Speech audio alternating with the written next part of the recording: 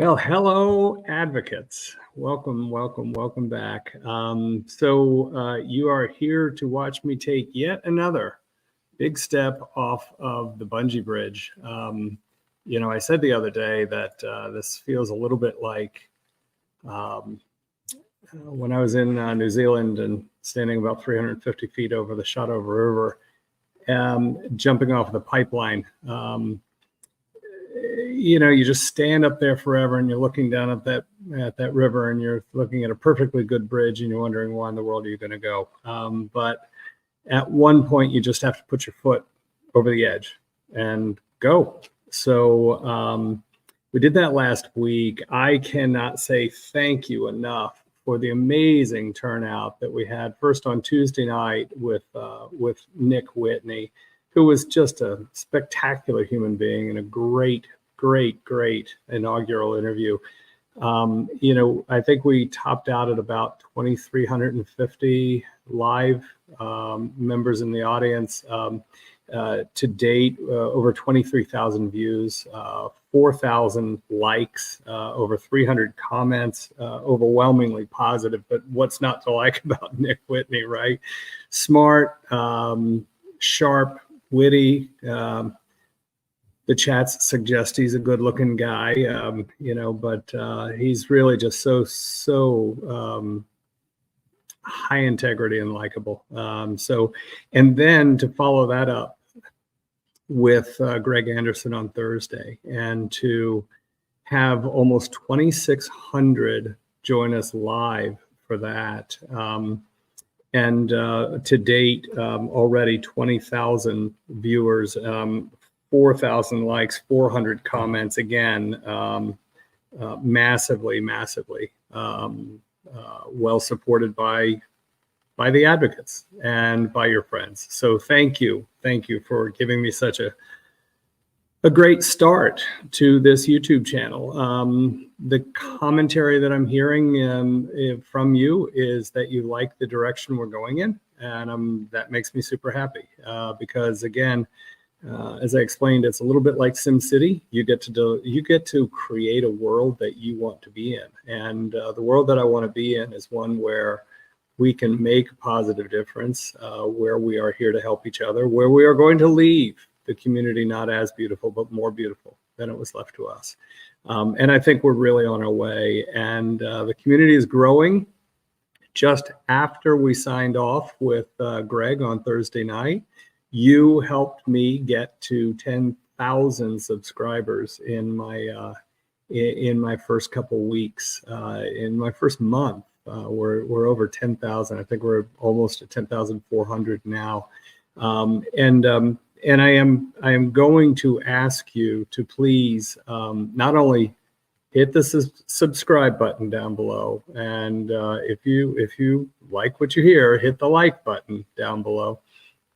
But I am going to ask you to share this YouTube channel and these episodes, because the more we can grow this community of advocates, the bigger our impact can be. And a little bit later, I'll share with you an incredible story of advocacy, self-advocacy, that was shared with me by a proud mom,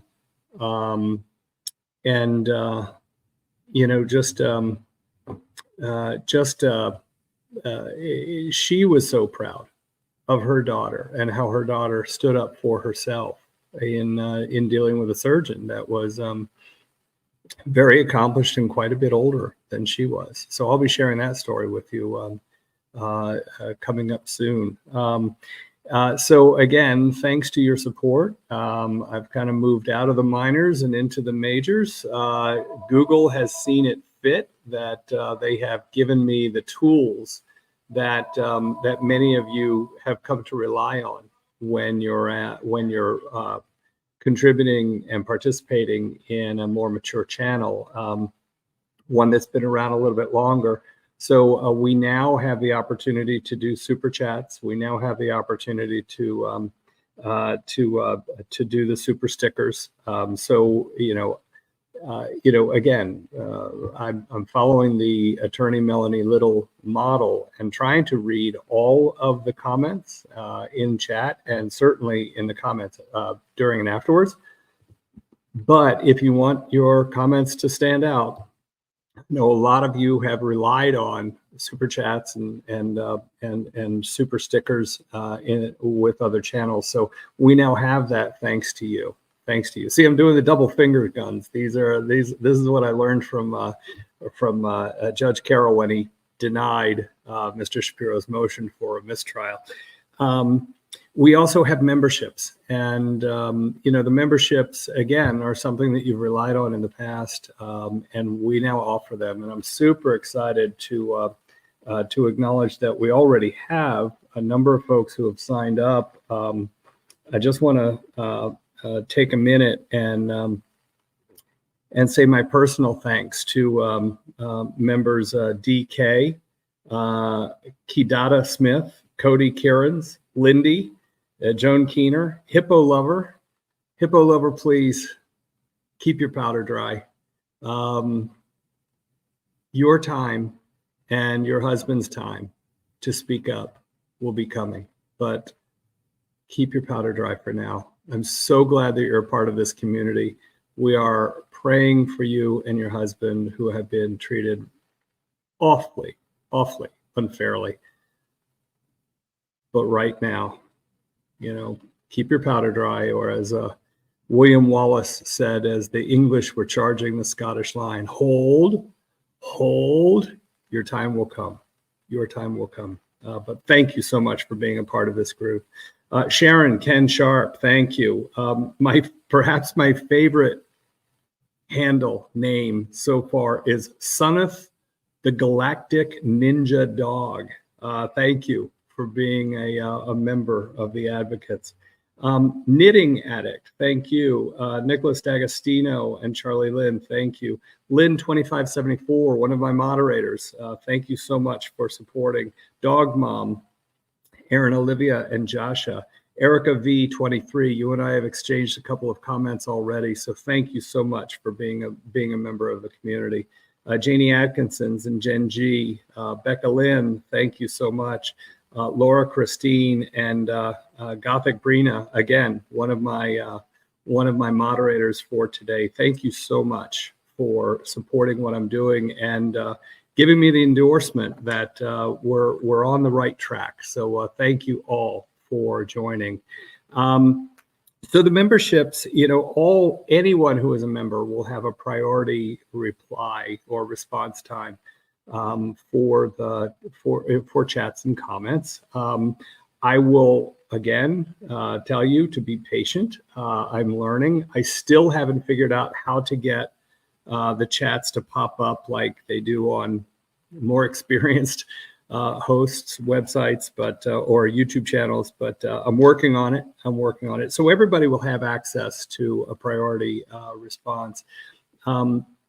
The MMA champion fighters, and I hope I actually had concerns about naming the membership levels around fighters, but that's what Advocates do, and that's what we're doing. And yes, I think we're all here because we continue to take care of Maya and the Kowalski family, but I think everybody in this group is willing to drop the gloves and go fight for them. So I hope that the violent association with fighters is not a turnoff. If it is, please give me feedback. But I thought that that's what we're here to do. We're here to break a couple eggs to make a better omelet, right? So the MMA champion level advocates will have access to the members only chats and the members only live streams. And I'm going to do my first members only live stream on Wednesday. And it will be we're just starting this memberships really today, so it's going to be a small intimate gathering of friends. And then there's a couple who've joined us as ninjas, the top level members. And I'm taking a page out of Emily's Emily's book.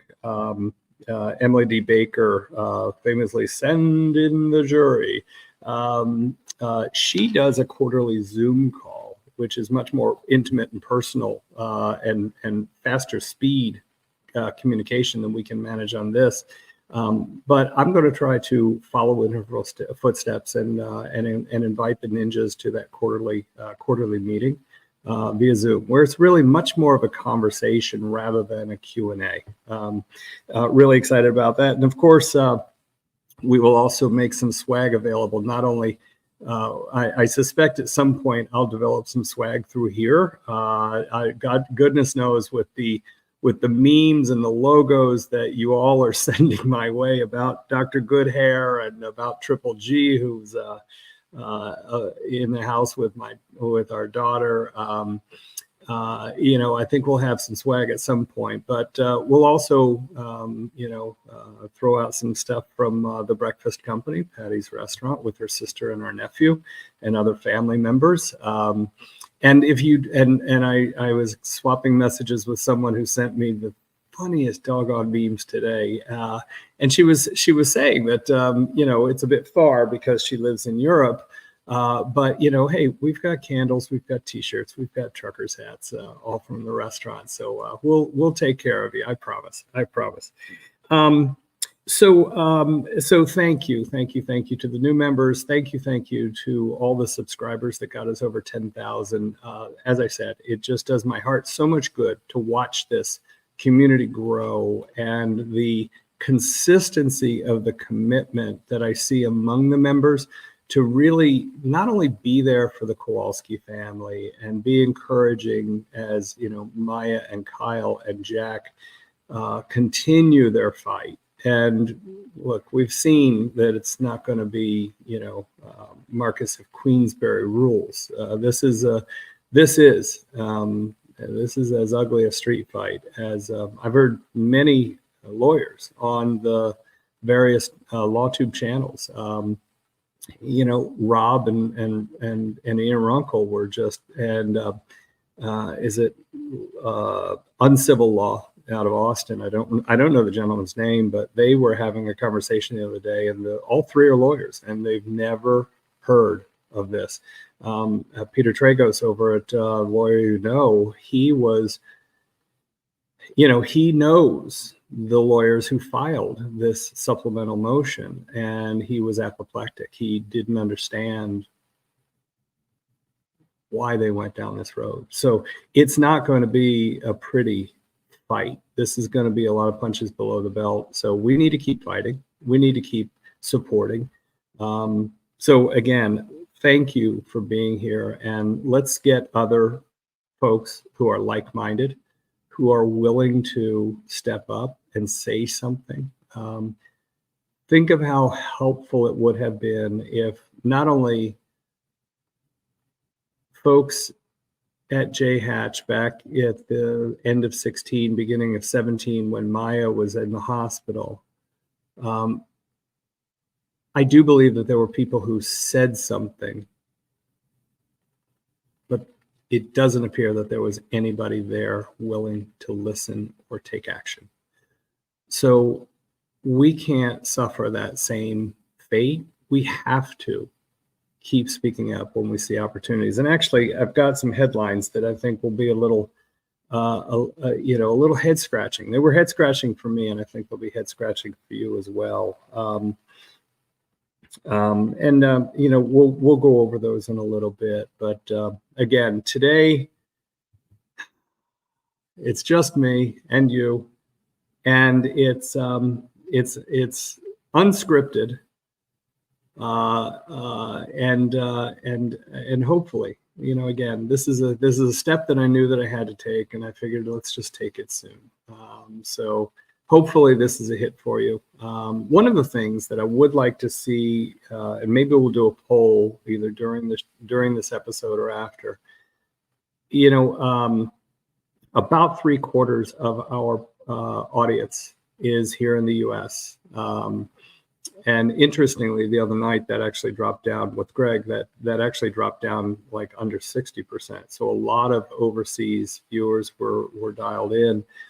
And so when it comes to these members only meetings, listen, if it makes sense, because there's no one time zone that everybody can make. Somebody somewhere is going to be sleeping, right? Whether it's our friends in the Pacific, in Oceania, Australia, New Zealand, they're mostly in bed already, probably are in bed already, about to wake up.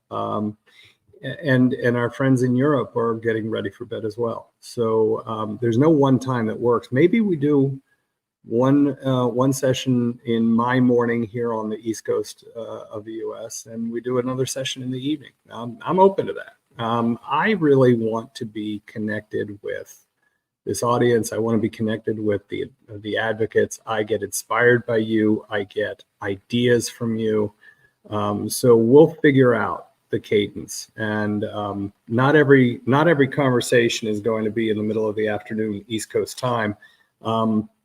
That's just when it was available for me this week. And again, so let's go over what's going to happen this week. Obviously, you've got me for I'm planning on maybe 90 minutes today, depending on how the Q&A goes.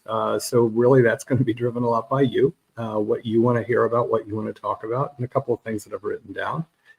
On Wednesday, we'll do a members only. And again, we've got a number of folks who have already joined as members at that mid-level and above, and so I'll make sure that we figure out how to get you invited to that. But we're going to do that on Wednesday, again, roughly the same time as this session. And if I hear from folks on across one ocean or the other that's not convenient, then going forward, again, maybe we do too. And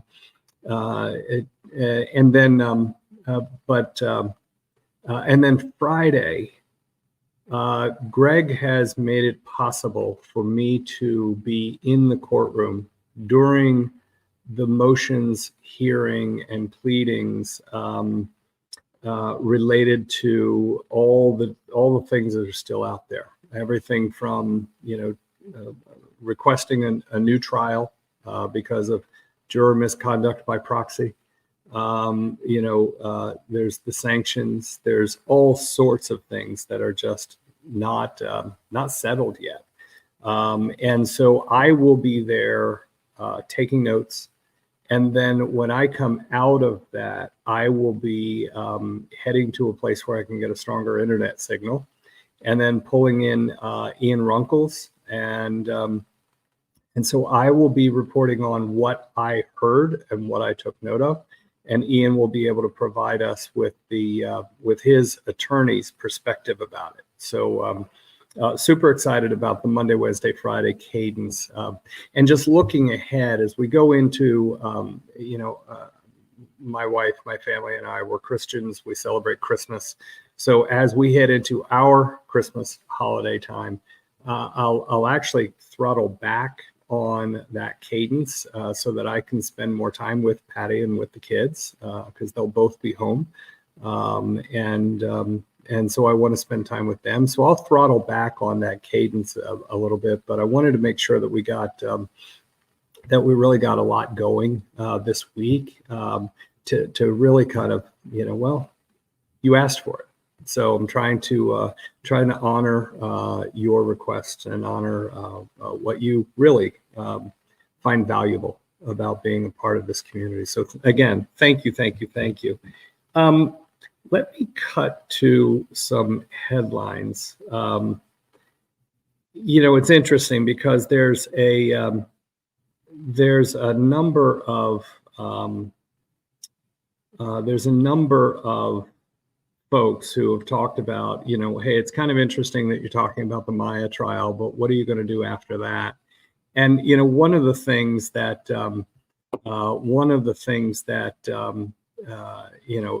is unfortunate is that there are other cases that are painfully similar. One is taking place in Georgia right now.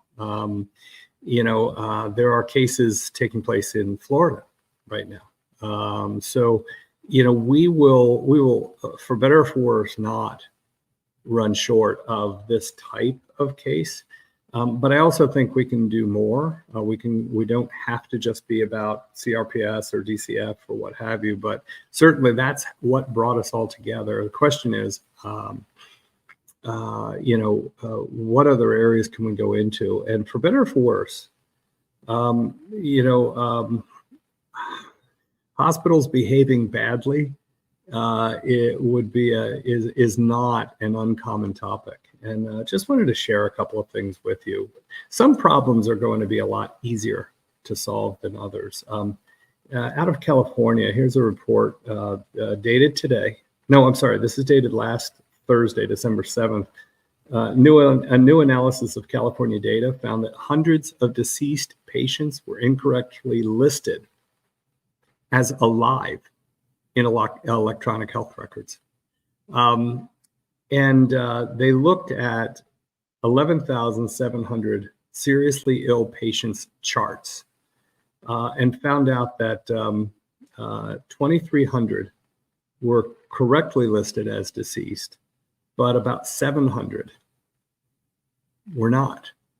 And so someone had put into comments early on. It was actually, I think, when I interviewed with one of the other LawTube icons and said, how do we assure that we've got the right information in our medical records?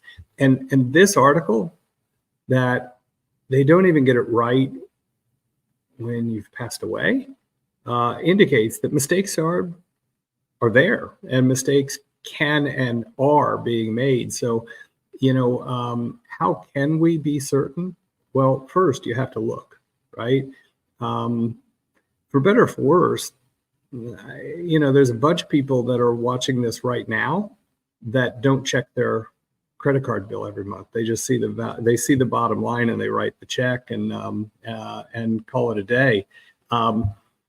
Fewer still will look at their medical record and after their discharge. And this is your medical record. So you have a right to review anything that's written in it. And if you disagree, by all means, not only do you have the right to contest it and demand that it be corrected, but I would argue that you have a responsibility to do that, because if you are incorrectly documented as being diagnosed with, let's say you're diagnosed with a cancer. Well, guess what? You're going to carry that diagnosis around, right? So it's important that the information that the doctors, nurses, physical therapists, the healthcare teams put into your electronic health record are accurate. So based on this, I'd say pays to double check. Another interesting article that came out today, front page in the Herald Tribune of Sarasota. And again, Sarasota, Florida is where Maya's trial took place with Judge Carroll. This is a little lengthy, but I'm going to read it through for you. And again, I apologize. I have to learn from one of my mentor icons about how to be able to split screen. I think it's a problem that I don't have enough computing power yet, but we're hoping Santa can address that. The title is "Take Care of Maya Verdict Raises Questions for Child Healthcare Providers." And the author is Gabriella Simanowska, I believe is the way it's pronounced. In what could be considered a historic verdict with potential for a significant impact on hospitals and mandatory child abuse reporters across the nation, a jury awarded a Venice family more than $261 million in compensatory and punitive damages against Johns Hopkins All Children's Hospital. Throughout the 2-month-long trial, the defense for the hospital emphasized support for mandatory reporters and hospital staff, saying they worried about the chilling effect the case would have. In Florida, according to statutes, any individual who has a reasonable cause to suspect that a child is abused, abandoned, or neglected by their parent or guardian is a mandatory reporter. At the professional level, law enforcement, healthcare providers, teachers, social workers, and mediators are mandated to report any suspicions of child abuse. Other experts also worried about how the verdict could impact healthcare providers across the nation, with one nursing and criminalistics professor from Cal State University concerned that the verdict could further complicate an already underreported issue. Those in support of the verdict, including one Florida attorney, see the case as an opportunity to send a message to healthcare providers who protect bad actors, that it's time to take a hard look at policies and procedures to help families not become victims. The family's attorneys indicated their case aimed to show that parents have a right to choose their child's medical treatment. The Kowalski family first sued All Children's Hospital in 2018 for more than $220 million in claims related to false imprisonment, battery, fraudulent billing, medical malpractice, and intentional infliction of emotional distress, among others. The lawsuit came nearly 2 years after family matriarch Beata Kowalski took her life after allegations of child abuse arose against her when the family took the then 10-year-old Maya Kowalski to the hospital in October 2016 due to a severe stomach ache believed to be a relapse symptom of her chronic regional pain syndrome, a disorder that impairs the central nervous system and heightens pain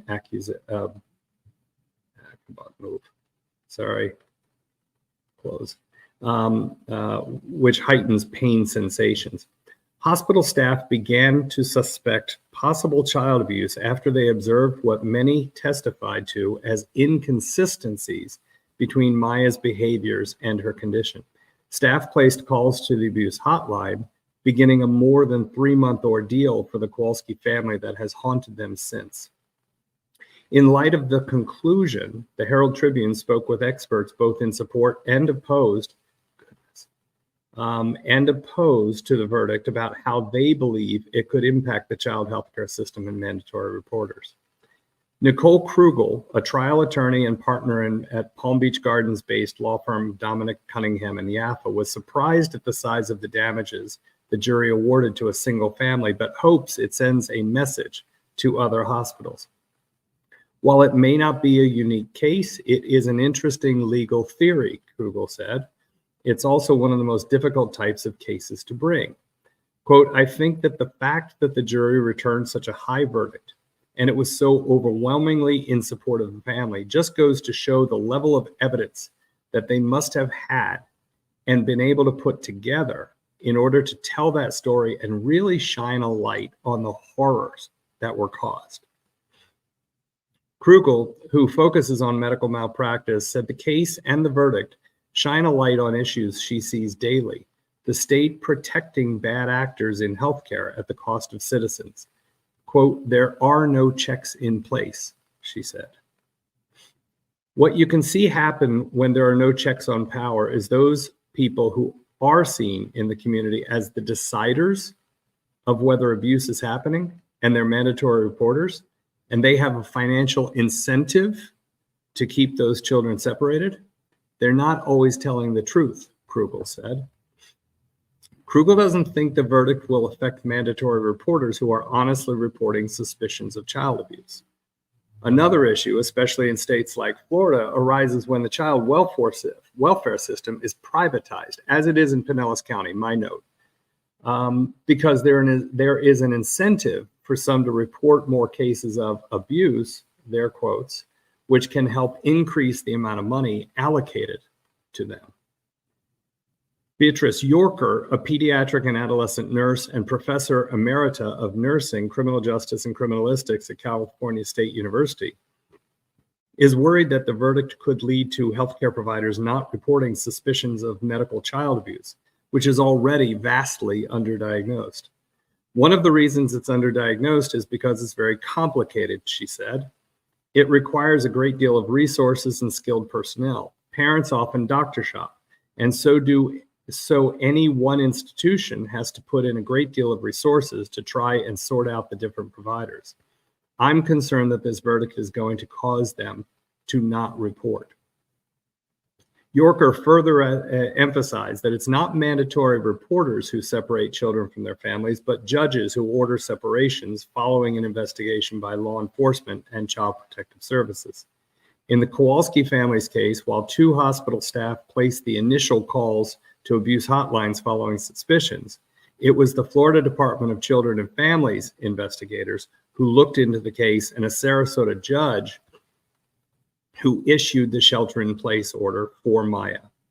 In most instances of child abuse, parents will doctor shop. They'll go from doctor to doctor until one agrees to what the parent wants in terms of treatment or prescriptions. Yorker says. Michael Weber, a detective with the Tarrant County Sheriff's Office in Fort Worth, Texas, and an expert in medical child abuse investigations, said this could be a warning shot to hospitals in terms of setting up a system to help child abuse pediatricians review the thousands of pages of medical records. Weber added there should be a dedicated person, preferably a registered nurse, who can review the records and enter details into a spreadsheet, which can then act as a guide for the child abuse pediatrician to review for inconsistencies. Weber is also worried about how this could impact doctors in other hospitals. It's going to cause doctors just not to chart the abuse. And if they don't chart it, it never happened. And the child is left and continues to suffer. Weber, who co-authored the American National Society of Children's Best Practice Guidelines, added that it's not just hospitals that need to be restructured and trained to better detect child abuse cases. CPS and law enforcement also need better training. Again, CPS in Florida, just like CPS in Texas, they receive no mandated training on this abuse. They may not even know what this abuse is, says Weber. One thing experts agreed on is that changes need to be made in the healthcare system, and the verdict might be the wake-up call. Yorker and Weber both agreed that healthcare providers and law enforcement must become more familiar with child abuse guidelines and how to identify such cases. Quote, I hope that there is a greater awareness, and greater awareness leads to greater protection of victims, says Yorker. This verdict does not mean all of a sudden you decide you don't want to risk getting sued, so you're not going to report, she says. That's not going to go away. Those laws are written because people weren't protecting children because they were afraid to be sued. Krugel thinks the verdict could be a catalyst for changing the system to hold hospitals accountable, and hopes that this verdict brings hospitals to honest communications with patients and families.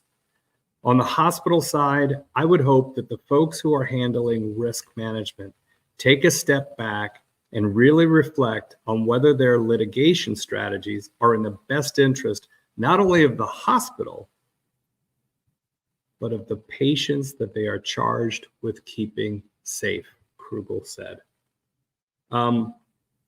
Long article. Sorry I had to read it to you. I will post links to all of these articles that I'm talking about right now.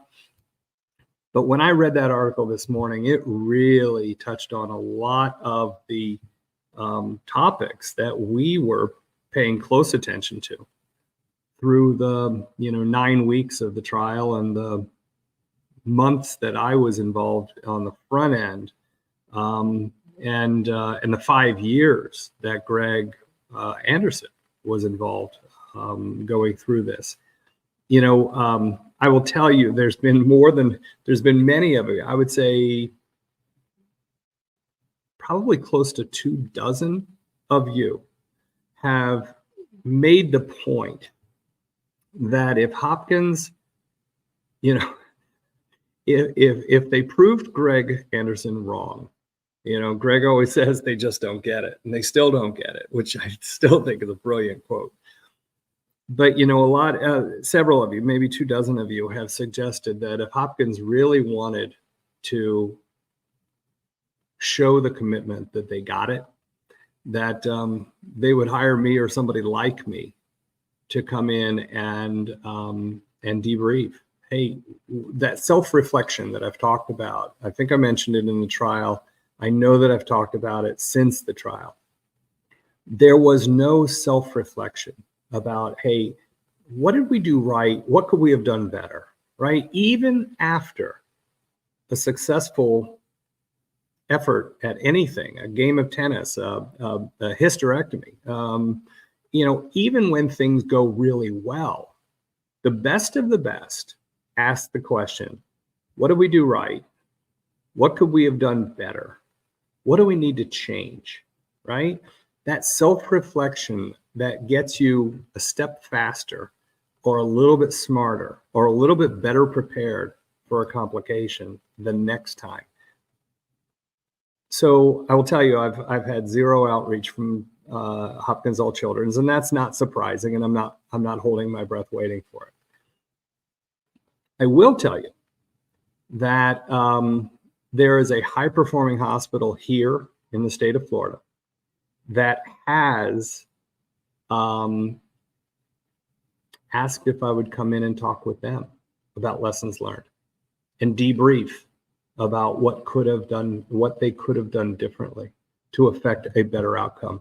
And again, this is a very high-performing hospital, and it's that willingness to hear the hard conversations that probably gives them the fortitude and the motivation and the ability to be and continue to be a high-performing hospital. So I don't want to go into the who, what, where, when, why about it, but after that session takes place, if I have the hospital's permission, I'll talk more openly about it.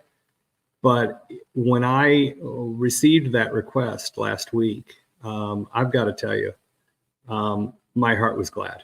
My heart was glad. I was so impressed that this is not some little rinky-dink hospital in the middle of nowhere. This place is big, but again, they are willing to take that hard look in the mirror, and maybe they can be doing things better, so that they don't end up on the wrong side of this. I will tell you that I was a mandatory reporter when I was a practicing obstetrician gynecologist, and for better or for worse, I had several patients who were in abusive relationships, abusive situations, and we helped them, or at least I'd like to think that we helped them. And I don't think that I think that the journalist who wrote that article, I think that her intent was fantastic, and I'm glad that she is bringing that conversation forward. I'll also tell you that I think it would have been a little bit better of an article if she had tilted her perspective just a little bit, because I don't think that the problem was, hey, this never should have been called into DCF. I never heard that argument. I never heard that argument being raised, right?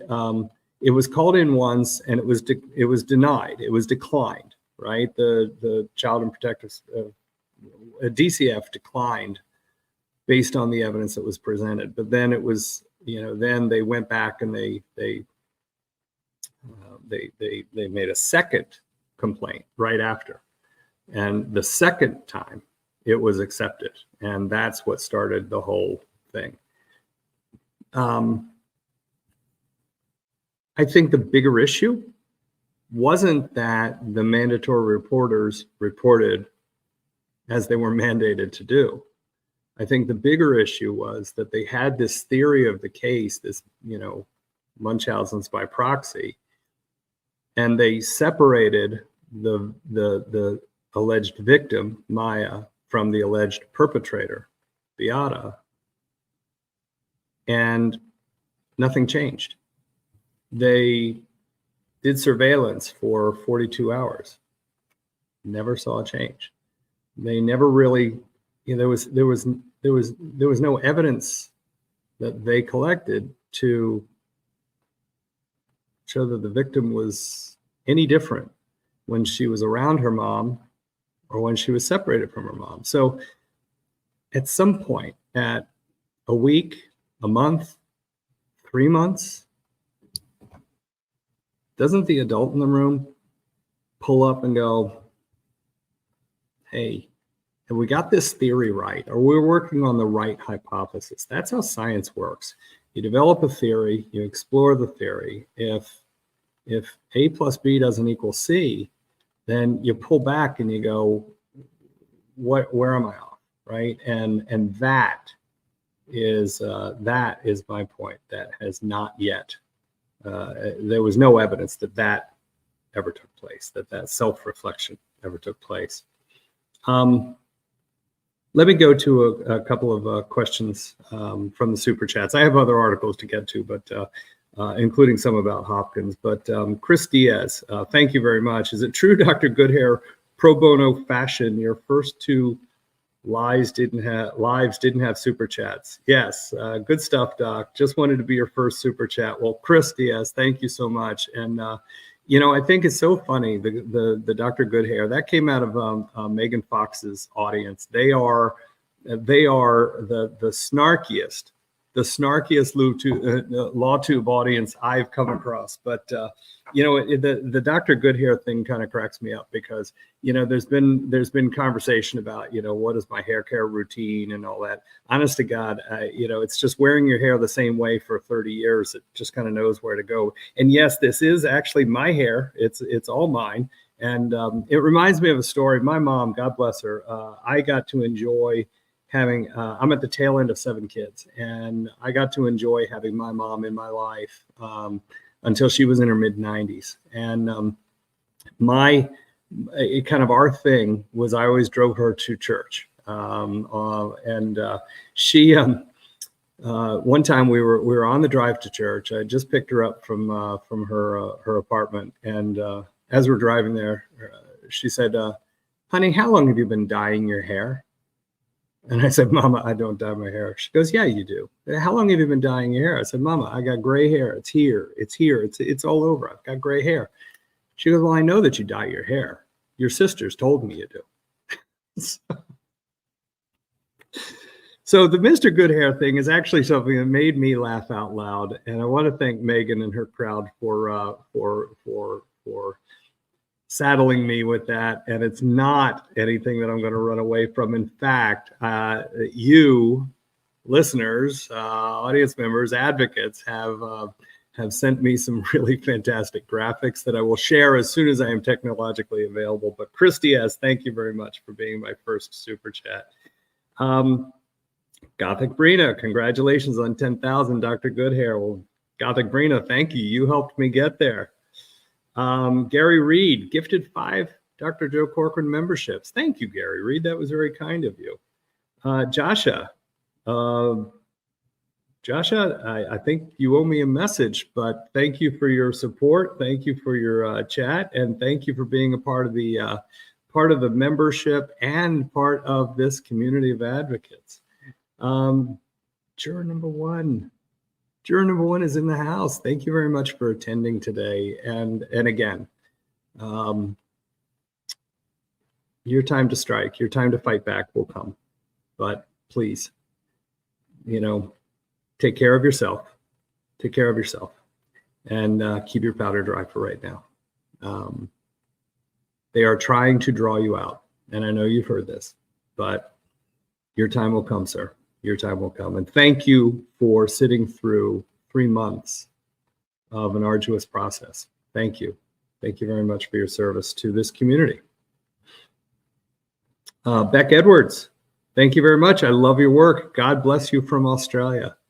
Beck, I would love to visit Australia again. We had an amazing time there way long time ago. It's been too long. But actually, my wife has family in Australia, in Melbourne, and we do plan to get there. When we do, I promise you will know. Martha Ivy, Dr. Corcoran, I really appreciate what you've started. Well, thanks, Martha. With your support, we'll continue to do this for quite some time. I really appreciate you.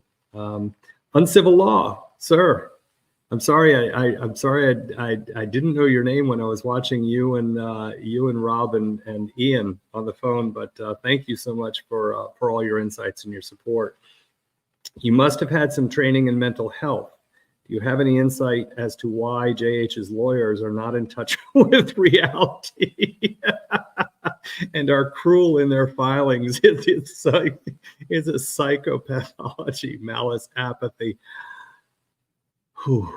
You know, I really think that, I actually think that Rob is onto it, you know, that they are really hurting and looking for some way of drawing other issues, including a response from juror number one and his wife. I think they're looking for more ammunition because they're looking in the stockpile and they're not seeing much. So thank you so much for your question. Beck Edwards, can't you anonymously report, which should then go to a proper team of doctors, psychologists who do not get paid for taking children away? Lorraine W., investigating all sides is the key. Beck Edwards, we need a psychologist on here, but it is narcissistic to only think of yourself, not to self-reflect or consider anyone else's feelings. Yeah, there are definitely opportunities in the system. And, you know, Pinellas County is one of 6 out of all the 67 counties in the state of Florida.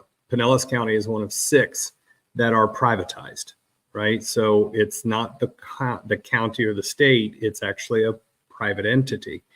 And, you know, they get paid by case volumes, right? And the number of reports I don't remember the reporting time frame. This is like 2018 to 2020 or something similar. And I don't know what it is currently, but historically, the number of reports of child abuse in Pinellas County was 3 times the state average. It was 3x. So, you know, we learned in Watergate, you follow the money. And again, if Governor DeSantis happens to be watching, if you need a volunteer to serve on a panel to help reassess how this process is doing and where we can do better, I am raising my hand, Governor. But thank you for those questions. And Helene T, again, thank you for the shout out. Thank you for your support. And Jules, thank you for keeping me on top of the super chats. I appreciate you, and I appreciate all my mods today. We're learning. We're learning. 2CO Limited, Dr. Joe, that needs to change, not for profit. 2CO Limited, I had to read yours because your meme was the first email that I opened this morning, and I wish that I could show it to this group. I promise you I will learn how to do it quickly, but my dear, you made me laugh out loud. And I shared it with Triple G, who was enjoying a cup of coffee across the table from me. Great way to start the day. Thank you again for a fantastically funny way to start my day. Why is my, I have no idea why I've got a banner up that's explaining to you what banners do. That, my friends, is another rookie mistake, but let me fix that. How about if I put this one up instead? Let's get this one off. Yeah. Okay, so Jules, if I'm caught up, then I do want to get to another. There's actually 2 articles that I wanted to share with you about Johns Hopkins. The first is that the CEO of Johns Hopkins Medicine in Baltimore. So this is the mothership. The CEO of Johns Hopkins in Baltimore was Dr. Paul Rothman. And Dr. Rothman, he served in that role from 2014, which was just after Dr. Ellen came from Baltimore to become the CEO and the president at All Children's. He was in that role until late last year, 2022. And there was some controversy about Dr. Rothman when he first entered the role because he was the first, I think he was the 13th overall CEO of Johns Hopkins Medicine. And he was the very first who was not somebody from Hopkins who had trained there, who had been a faculty member there, who had been on staff there. He actually came to Johns Hopkins from University of Iowa, and there was some controversy about that because he started making some changes that were super uncomfortable. Now, whether those are good or bad, I don't really know. But he announced his resignation as CEO of Johns Hopkins Medicine last year in 2022. And just this week, they announced that Dr. Theodore DeWeese, who is kind of born and raised at Hopkins, he trained there in radiation oncology. He's been a leader in multiple areas. So Dr. DeWeese is the new president. I have absolutely no idea, and I'm not about to speculate about whether Dr. Rothman's decision to step down had any relationship to this. But I'll tell you, one of the reasons why I am hopeful, not yet cautiously optimistic, but hopeful about a new direction with Dr. DeWeese is that he actually serves as a senior advisor to the Armstrong Institute, which is the organization at Hopkins that was created to up their game on patient safety and quality of care. And again, it happened in the immediate time period after the Josie King tragedy. And Josie King, again, and I'll do an episode where we really go into the Josie King tragedy and lessons learned and how to do it right, how to respond the right way as an organization. So Josie King was 18 months old. She suffered burns at home. She was taken to, Hopkins on its website. It says that it's the birthplace of modern pediatrics. Where else would you want your child to be? And they treated Josie, and then they made mistakes. And tragically, this 18-month-old beautiful little girl died in their care as a result of dehydration and pain medicine overdose. And understandably, her mom, Sorrel King, was unconsolable, angry, rightfully so. And instead of running from it, Hopkins ran toward it. And they worked with Sorrel King, and they started a patient safety initiative and said, this will never again happen at our hospital. And that evolved into the Armstrong Institute. And one of the reasons why I'm cautiously optimistic about Dr. DeWeese becoming the new president is that he has been a senior advisor for the Armstrong Institute. So I've had several people who work at Hopkins, both locally in Florida and up in Maryland, email me and tell me that it's not the same, that commitment is gone. Dr. Peter Pronovost, who was one of the big engines behind it, has moved on. He's at Case Western now in Ohio. But I'm hoping that maybe under Dr. DeWeese's leadership, they'll climb back to reclaiming that mantle, which leads me to the other article that I saw this week. So during the trial, I brought up the Leapfrog Group.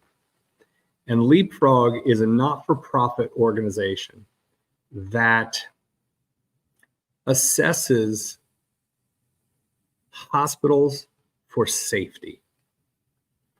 And so again, I've had dozens and dozens of you ask, how do I know that I'm at the right hospital? And there are a couple of recognitions that I think are more valuable than other recognitions. Every hospital will put on their website, oh, we've been recognized by this, that, and the other. Some of them are very meaningful, others are not. Your Leapfrog score is one that personally I believe should be looked at. Okay, you are graded A, B, C, D, or F. And again, when I got to my first hospital here in suburban Tampa, then known as Brandon Regional Hospital, it was a D facility with Leapfrog. We very quickly made a 3-letter jump from a D to an A, and we maintained that A during my tenure. I was there almost 6 years.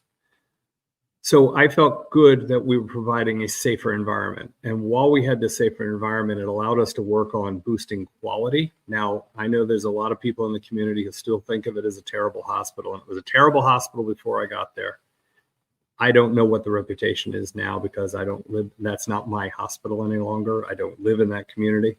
I'm nearby, but I will tell you that we ran a safer, higher quality hospital while I was there, and I'm very proud of that. So Leapfrog Group put out a list. This is published December 5th, 2023, so about a week and a half ago. Leapfrog, the top 132 hospitals of 2023.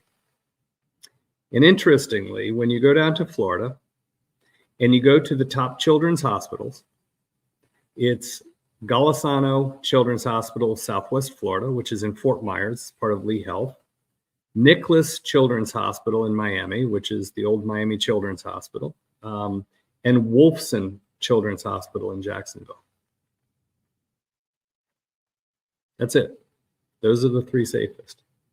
And if you look under top teaching hospitals, which Johns Hopkins All Children's is a teaching hospital, you don't see it there either. So they did not make the cut, despite 3 children's hospitals, 3 competitor children's hospitals being cited as the safest places to go. So just to kind of follow through on that, I looked at the state of Maryland, and there are 3 hospitals, 1 general hospital, 2 top teaching hospitals. No mention of Hopkins, Johns Hopkins Medicine, Johns Hopkins, nothing. And that, again, Hopkins has always been one of those shining star examples of how to do things right. And listen, there are still hundreds of top performing physicians there, thousands of top performing nurses and physical therapists and respiratory therapists. And there's still a ton of people doing really good work, but organizationally, they're not doing it in a way that's getting them recognized as being safe. And that's a shame. And I would argue that that's a problem. They have the knowledge, they have the funding, they have the talent. They need to support it.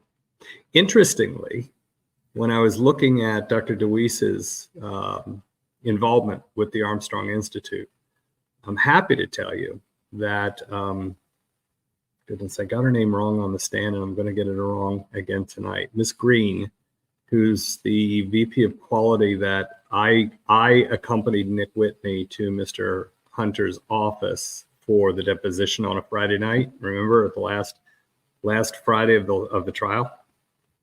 She is also on that same leadership panel. So, again, they've got the people, they've got the talent, they've got the knowledge.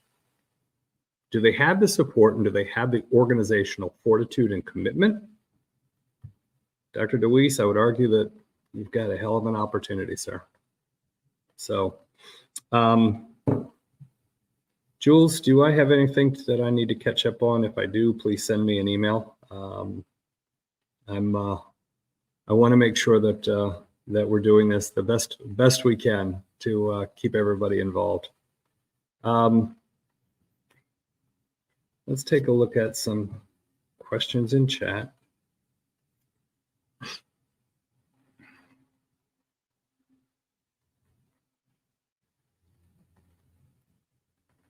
So interesting, Katie Zelenak. My son was in the NICU at Golisano for 22 days. They may be safe, but being an advocate there was still challenging. Being an advocate is always challenging. What's really interesting about the story that I previewed before about this young advocate self-advocating against a much older and more established surgeon, she did it in a way that I'm very interested in telling that story, because she did it in a way that was not at all off-putting to the surgeon. And in fact, by her mom's description, brought them together to collaborate on the solution. And that physician ended up spending an hour, maybe a little more, talking with this young patient and addressing the concerns. So I'm really excited. By the way, she and her mom both agreed to be interviewed and to share their experience and to share their story. So we will do that after the holidays. But I'm really excited because I think that hers can be a model that many others in this community can follow. So super proud of her and super excited to tell her story.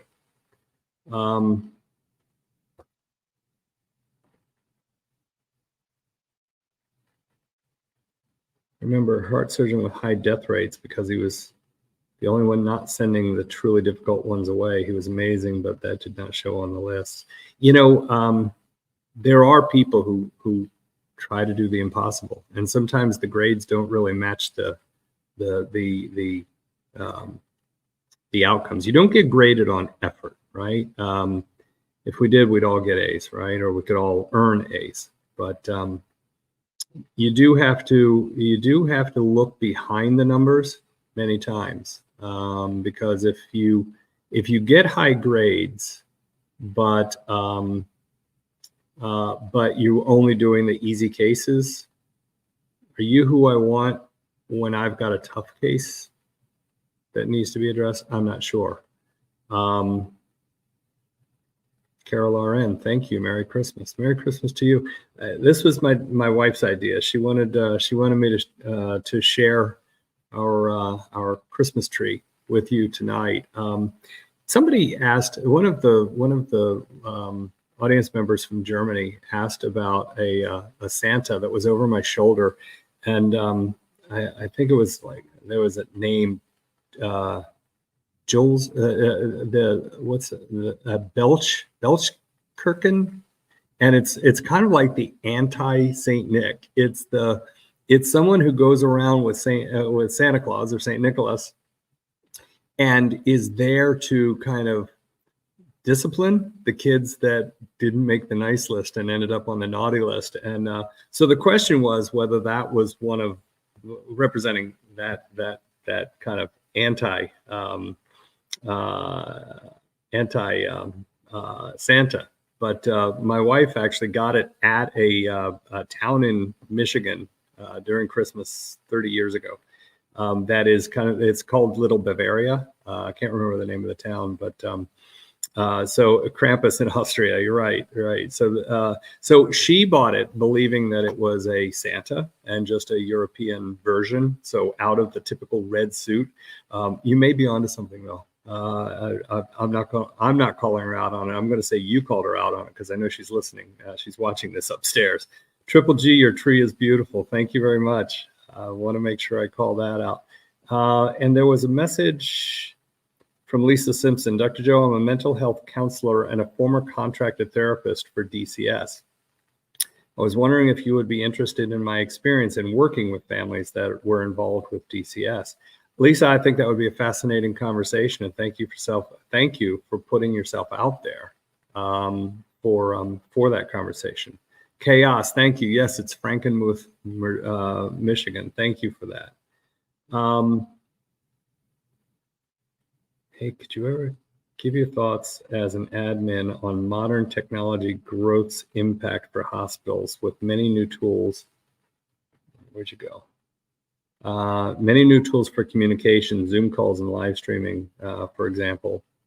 Yeah, I would love to do that. That's a great topic. We need Triple G to pop in and say hello. If you can get her on camera, God bless you. I will keep trying. Dr. Joe, today is my birthday. Sharon Abbey, happy birthday. And I was born at Sunrise Hospital in Las Vegas. All right. Happy birthday, Sharon Abbey. Thanks for keeping Sunrise an excellent hospital. I'm alone today, but spending my birthday with you guys. Well, Sharon Abbey, I couldn't be more happy for you. I am going to spare you my my singing rendition of Happy Birthday. But I'm so glad you're spending your birthday with us, and thank you so much. And thanks for mentioning Sunrise Hospital. The people who work there just do incredible work. 800 plus beds. It's ginormous. And it's not the county hospital, but it is in many ways the safety net hospital for Las Vegas, which has a lot of folks who need safety net hospitals. And they do incredible work 24/7. They never get a day off. But thank you and happy birthday. Happy birthday to you. Sharon Abbey, happy birthday. See, everybody's in on it now, right? I love it. I love it. Jules says that I've got some more super chat questions to get to. Okay. Beck Edwards. I live on Mornington Peninsula in Melbourne. Beautiful, beautiful. Can't wait to visit. You know, I actually would like to do some road trips and have some live events. And Melbourne would definitely be top of my list. So South Africa as well. But thank you for that. AZDCS Oversight Group. Dr. Joe, is there a contract that exists between DCF and JHACH? So I can't speak to a contract between the two, and I do not believe that one does exist. There clearly is a relationship, and DCF, it being the state agency, and Johns Hopkins All Children's Hospital having the biggest pediatric ER in the area in Pinellas County, which is the western side of Tampa Bay. Clearly, they do a lot of work together. Now, it gets very sticky. It gets very twisted because, again, it's privatized. You have the child protective team that Dr. Sally Smith headed up. You have her practice, Suncoast something or other. So it's not as routine a relationship as it is in 61 other counties in the state of Florida. And that was actually one of the points that was fought over for years is Sally Smith part of the team, the care team at Johns Hopkins? She's on staff. She is a practicing pediatrician who has medical staff privileges at Johns Hopkins All Children's Hospital, but is she a member of the team? And, obviously the hospital and Johns Hopkins said no, because she never wrote orders. Well, so I will ask you, is Nick Saban part of the Alabama football team? He doesn't play football. He's never played a single down in the last 10 years that he's been there. Is he part of the team? I don't know. What do you think? Jackie and Grover, does the hospital not see how bad this makes them look? Stop the hemorrhaging. Jackie and Grover, I think you're speaking for many of us. This is not a good look. And, others have asked whether the hospital has endorsed this latest round of motions and supplementals and everything else. Because to many of you in the comments, it's clear, to many of you, this feels personal. This feels vitriolic. This feels different. This is not, I don't know that this part of the case will be taught in law school. I do think that there are other parts of the case that will be taught in law schools. Sharon Abbey, Jules, here you go. Dr. Joe, today is my birthday and I was born in summer. Oh, we just read this. Sharon Abbey, congratulations. Super chat from Carol RN. Thank you. Merry Christmas. I got to tell you, Christmas is my wife's favorite holiday, hands down. And when my daughter came home last night, my son will come home tomorrow. As much as Patty and I are enjoying being empty nesters, it does feel better when both kids are under wing. It doesn't matter how tall they get, how grown up they get, how achieved, how accomplished they get. It feels better when they're together, when they're all together with us, and we're looking forward to that. Jules, thank you for sending those over.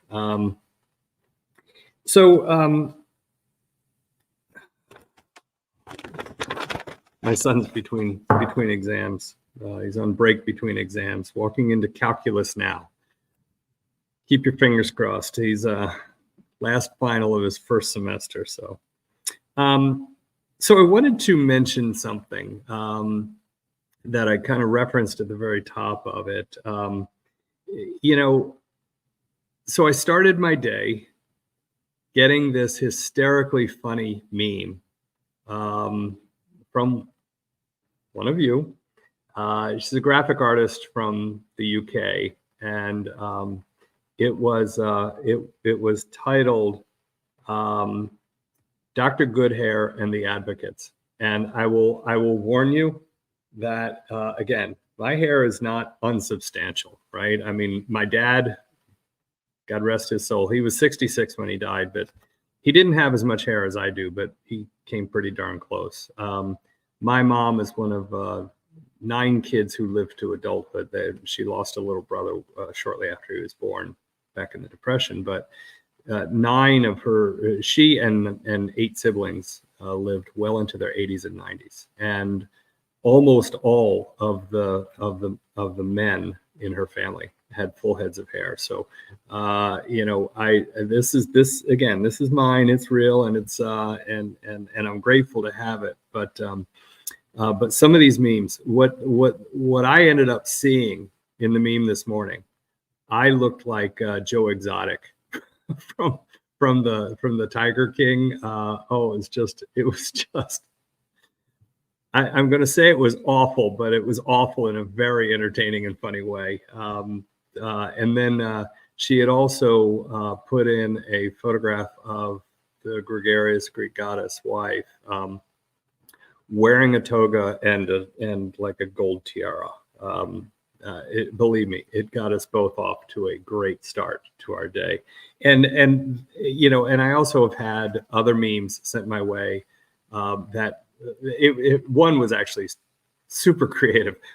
Took a like a screenshot of just this part of my head, and then no face, and it just said Dr. Goodhair and the Advocates. I thought it was brilliant. But honestly, it looked like an album cover. I think that we should have a band, Dr. Goodhair and the Advocates. Are you down? Anybody have musical talent? I don't, but I think that would be great. And then other things, other themes that have been worked into memes. Obviously, the restaurant, the breakfast company, has made it into more than one. The name CMO Dr. Joe, the bus bench people has really got legs, has really taken some traction. And then again, one of my favorites is attributable to Greg. They just don't get it. Absolutely brilliant. So we'll have to come out. Doc Patrice, you and Joe Exotic are not even in the same species, Doc. God bless you. But yeah, we'll definitely have to work some of that up into some swag and start giving it out for the members. Lisa Rogers, you are right. It's Frankenmuth, Michigan, Little Bavaria. That's where Patty got the. I don't know if it's Saint Nick or if it's the anti-Saint Nick, but yeah. And again, I want to say thanks to Scott at Recovery Addict. I want to say thanks to Melanie Little, attorney Melanie Little, who's been incredibly supportive. To Rob at Law and Lumber, to Peter at Lawyer, and to the one that started it all off, Megan Fox. My goodness, your snarkiness, your irreverence, I applaud you. I bow in your direction, madam. You really opened my eyes to the LawTube community. And what's really neat is that everybody that I just mentioned, and Ian Runkle adds yet another layer to it. Everybody that I've just mentioned, everybody covers the same general space from a little different perspective. I learn from each of them, but I learn different elements from each of them. So I'm really honored to be a part of it and really grateful for the help, support, and leadership that they've given. I also want to point out that early this morning, I had my first ever, I don't know if it's called a super chat, super comment, from an advocate who lives in Germany, who has the handle Mathis Grease. And Mathis asked, so I don't really know Greek food, where would I start? So I'd love to hear your ideas, because I know a lot of you have found the joy that I have found in Greek food. But Mathis, I tried to give you some answers. I tried to give you some answers via chat and text, but let me kind of go over a couple. Personally, I think the easiest way to ease into Greek food, and again, I told the story that when I first met, before I met Patty, I was sitting at the traffic light that used to be in front of her restaurant, and said I wouldn't even know what to order if I went in there. So Mathis, I understand where you're coming from. I think the easiest way to kind of glide into great Greek food, start with the spinach pies. Spanakopita is a very light phyllo dough that's filled with spinach and feta, and is just out of this world. And don't even bother counting calories. There's none. I promise you, there's none.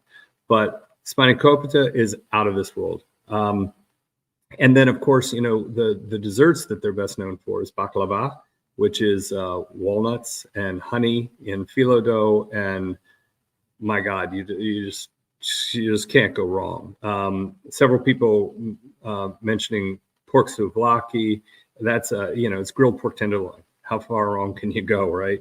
But I will tell you, this time of year in our house is when my wife does all of her holiday baking. And there's a Greek holiday bread that she refers to as sureki. And the sureki is like a butter bread, butter flavored bread that thrown into a toaster and lightly buttered might be about as tasty as anything on this planet. But then she also makes these cookies that are made from, I don't know what they're made from, but they're magical. They're fabulous. And they get rolled up into tubes and then twisted around into shapes, almost like pretzels, but simpler. And those are called koulourakia. And the koulourakia is what causes me to gain 8 to 10 pounds every holiday season. I mean, can't walk by it. I think I have pretty good discipline, but not this time of year, not when koulourakia are around. I will tell you that another thing that I think is really fantastic about the Greek dining experience is it's very frequent that when you first sit down, you order saganaki. And saganaki is a type of cheese. It's Kasseri cheese, and they pour liqueur over top of it and light it, and so it comes to your table and it's flaming. But what's great is that it causes the cheese to melt, and then you cut it up and put it on pita bread, toasted, warm, out of this world. I was eating saganaki one day, and I think I had ordered a second and maybe a third. And my then girlfriend, who became my wife, said, "All right, Elvis, slow down. I mean, it's that tasty." And I'll tell you, one of the staples that we have at our house almost all the time is one of the most delicious soups that I had never heard of. It's called avgolemeno, and it's lemon, rice, and chicken and eggs all in a soup. And again, it's out of this world. And it's interesting because when I first started dating Patty, and my office manager, Carmen, found out that we were a couple, and she said, "Oh, please, please, please, bring me some avgolemeno. please, you don't need to give me the recipe. Just bring me, bring me a quart, right?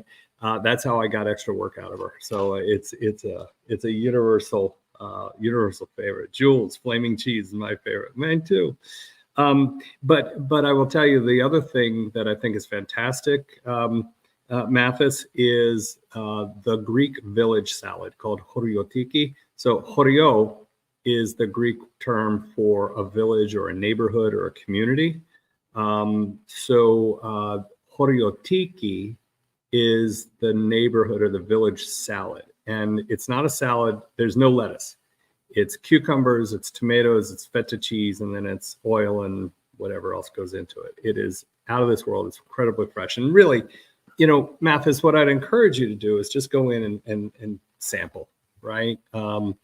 Because I will tell you that the best part of traveling to Greece, which we have not done enough of as a family, but the best part of traveling to Greece is just pulling up to these little roadside restaurants, and the food is so fresh and so flavorful.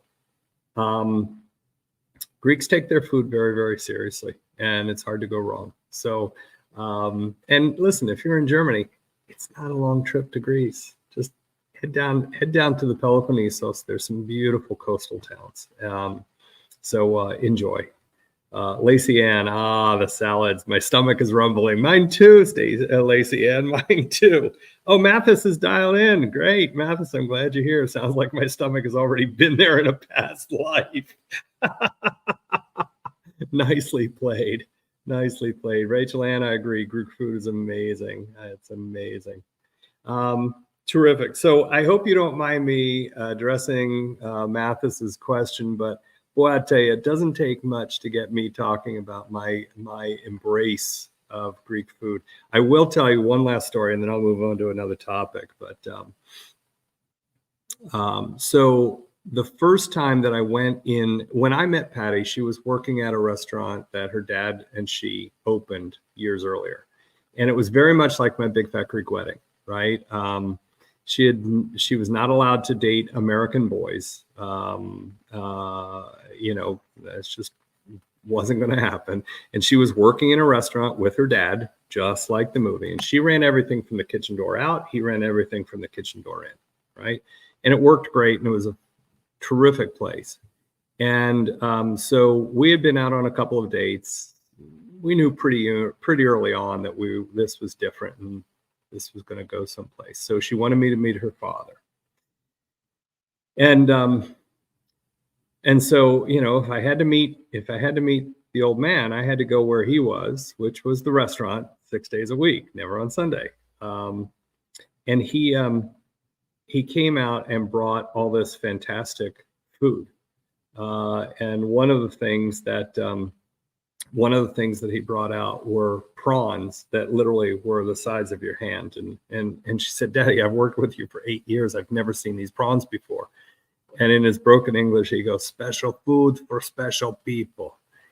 And a little bit later, he brought out a dish that I was not excited about. And it was grilled octopus. And the only time that I'd ever had octopus as a meal was at a sushi bar where it was cold and raw. And it was very, very rubbery. And I'm a texture eater. And eating a pencil eraser just wasn't really doing it for me. So I was not a big fan of octopus. And as he's bringing this out of the kitchen and puts it in front of us, I'm looking at Patty going, not me. This is not me. She said, "Just try it." And I will tell you to this day, if I see octopus or octopodaki on a menu, we're ordering it. And we're not ordering it for my wife or my kids. We're ordering it for me. It became my favorite. And he would tenderize it incredibly well and season it just right and grill it out of this world. So Mathis, don't be afraid. Be willing to experiment, try some things, and I guarantee you will enjoy Greek food as much as many of us in the community, and certainly as much as I do. What's this from Jules? "Guys, I just sent the filing to Dr. Joe because it seems IJ related. I don't understand a word of it. This is something Dr. Joe has to explain." Peter B, I agree. Grilled octopus is awesome when it's cooked right, and my father-in-law could cook it right. That's for sure. Jules, I'm looking for the document that you said you just spent. Plaintiff filing IJ report. I'm assuming that this is a report that just got filed today. Filed 12/21 at 4:07 p.m. Eastern. Yeah, so this is about an hour. Plaintiff's notice of filing hospital regulations in support of response to defendant's post-trial motions. I'll tell you what, guys, I am going to, so this actually just attaches a lot of exhibits. Exhibit 1, 2, this is a 61-page document. Jules, I will take a look at this after we jump off, but I'm not going to be able to address it right now. But I will do my best to bring it back to this group, probably through the community page, okay? From LA, do you have advice on how chronic patients can talk to doctors so they'll take us and our pain seriously? One disconnect is many are scared to be labeled drug-seeking or crazy when honest about bad pain. LA, I hear you. And this will be a topic that we will address in January. And again, I'll bring to this group a live interview with someone who just pulled this off and did a marvelous job with it. I think I'm as proud of her as her mom is. LA, I promise you, we will discuss this in detail in January, okay? Okay, you know, and speaking of which, I just want to say that I am really, really touched by the willingness of so many people in this audience of advocates who are willing to share their personal, very personal, intimately personal stories of their misadventures in hospitals. And many of them fortunately have a happy ending because they eventually found that right physician, that right nurse practitioner, that right PA, that right healthcare provider who was willing to listen and to help them go from this bad situation into a better situation. Your willingness to share those stories is so touching and such an honor. I will tell you, when I had my back surgeries and I ended up with complications that at one point were, well, life-threatening, right? And coming out of that, I was broken. I was not good. And I worked with several physical therapists and wasn't really making any progress. And I finally got to the right physical therapist. Her name is Karen Taylor. She's from outside of Cape Town, married an American, worked here in the States. And I found her in Florida. She has since retired, I'm sorry to say. Karen took a different approach. And Karen's approach, very upfront, very first visit, she said, I'm not going to make you pain-free. I'm going to help you learn how to manage your pain and to live with your pain. And it's funny because just moving the target a few inches to the left changed everything. Full disclosure, I have pain related to my back problems every single day. Right now, I have pain down my right side, but with Karen's coaching and the exercise and the stretching and the therapy that she helped mold for me with others, with input from others, but Karen was the architect.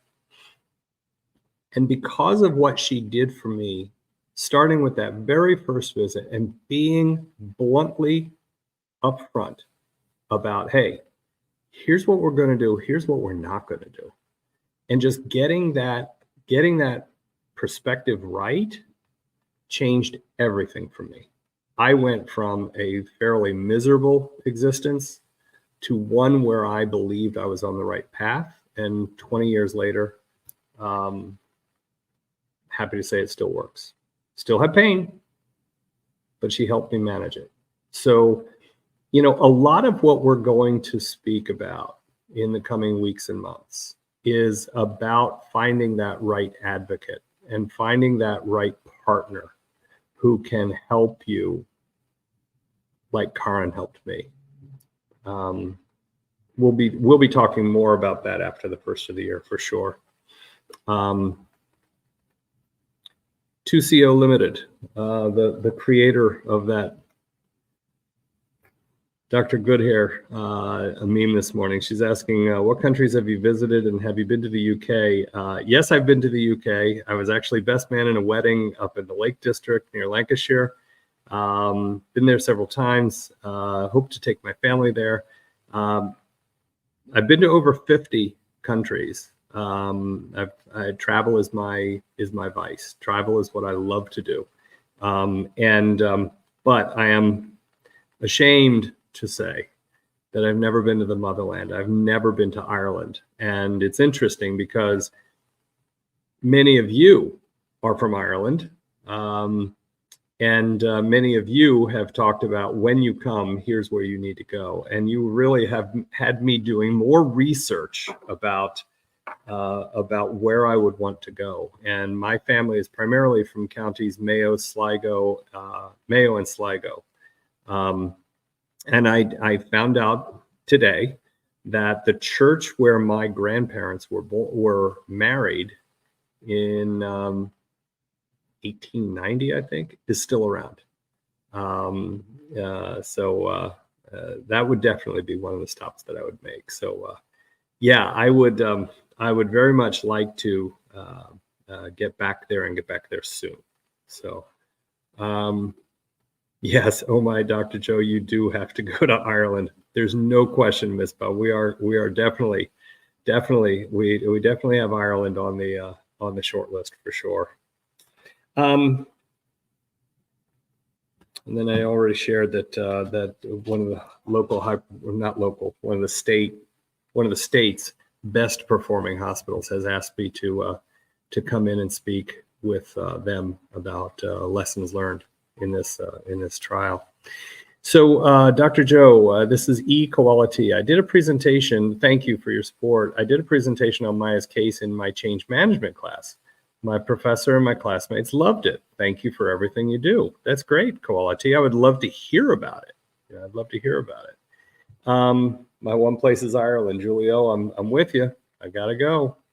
I'm a little bit behind, but I was in Kefalonia in May. This is Marta C. And oh my God, Souvlaki, Horiatiki, Dolmadas, so much more. And Kefalonia is so stunning. I agree with you. So, listen, today was, again, another step off of the bungee bridge. And thank you for being kind. Thank you for offering me so many letters, so many questions. Juror number one, bring the puppy. We need to have our fill of happy puppy. Otherwise, we'll have to wait for Zoe on Channel 7 News tomorrow. Charlie is actually, so when my daughter gets home, juror number one, I have to tell you, when my daughter gets home from college, I don't see my dog very much. They hang out, and I don't know that I could pry him away from her right now, but I do appreciate you asking. I will, I promise, bring Charlie in the future. But hey, so I just wanted to say thanks. Thanks for hanging in with me. I'm sorry if I kind of got down rabbit holes and what have you, but I'm new at this. Jules was trying to teach me, but I'm going to need a tutorial. Jules was trying to teach me how to, pull your quotes up and things like that, like the experienced professionals do. I'm not there. But I will get there. What was the motion filed today? Bama Girl, it was not a motion. It was just supplemental exhibits in support of it looks like it was just supplemental exhibits in support, but there will be a response to the supplement that mentions Juror 1's selective penmanship. So I've been shown the preview of some of the points, and I think it will be every bit as readable as the plaintiff's response the first time. When I thought that was so smartly written, the wit, turning the defense's words around. Yeah. So again, before I let you go, please consider subscribing. Please hit the like button. We've only got 66 likes, and I know that we've got. I hope that we've done better than 66 likes. But thank you so much for being here. Thank you for being a part of the community. Thank you again to those of you who have become members. I am really honored, and I promise I will not let you down. But for now, let's call it an evening. Let's go get some great Greek food, and I will see the members only on Wednesday, and we'll have I would like that conversation driven by you, what you would like to. It says there.